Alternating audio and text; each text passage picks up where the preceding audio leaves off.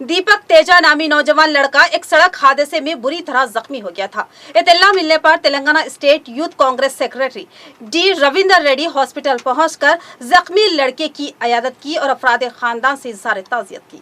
बोधन हलके के तट्टीकोट का रहने वाला दीपक तेजा नामी नौजवान लड़का सड़क हादसे में बुरी तरह जख्मी हो गया था। उस लड़के को जिला निजामाबाद के एक प्राइवेट हॉस्पिटल में इलाज के गर्ज से शरीक किया गया था।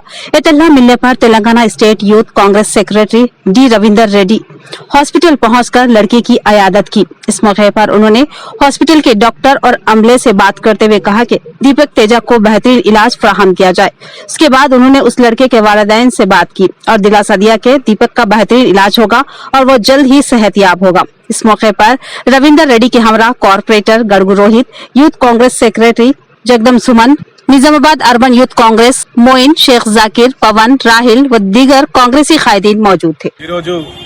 మాజీ మంత్రివర్యులు సుదర్శన్ రెడ్డి గారి ఆదేశాల అనుసారం దీపక్ తేజ అనే పిల్లగాడికి యాక్సిడెంట్ అయిన విషయం తెలుసుకొని వారి కుటుంబ సభ్యుల్ని పరామర్శించడానికి హాస్పిటల్కి రావడం జరిగింది। పిల్లగాడి పరిస్థితి చాలా విషమంగా ఉంది।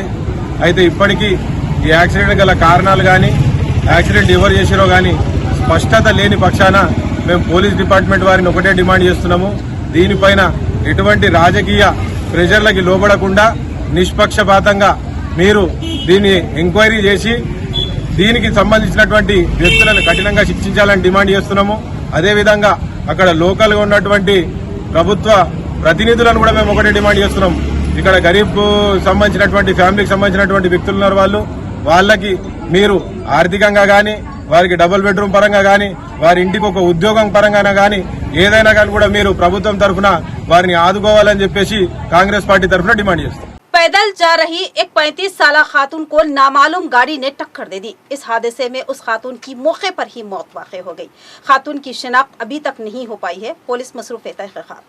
एक 35 साला खातून सड़क हादसे में फौत हो गई। तफसील के मुताबिक एक खातून जो 35 साला है वो बोधन से एड़पल्ली रात के औकात में पैदल जा रही थी। मुखालिफ सिम से आने वाली नामालूम गाड़ी ने उस खातून को टक्कर दे दी, जिसमें उस खातून की मौके पर ही मौत वाक़ई हो गई और ये खातून बुरखे पर है और इसकी शनाख्त नहीं हो पाई है। इत्तला मिलने पर पुलिस मुकाम वाक़या पर पहुंचकर जायजा लिया और नाश को सरकारी दवाखाने के मार्चरी को मुंतकिल किया और केस दर्ज किया।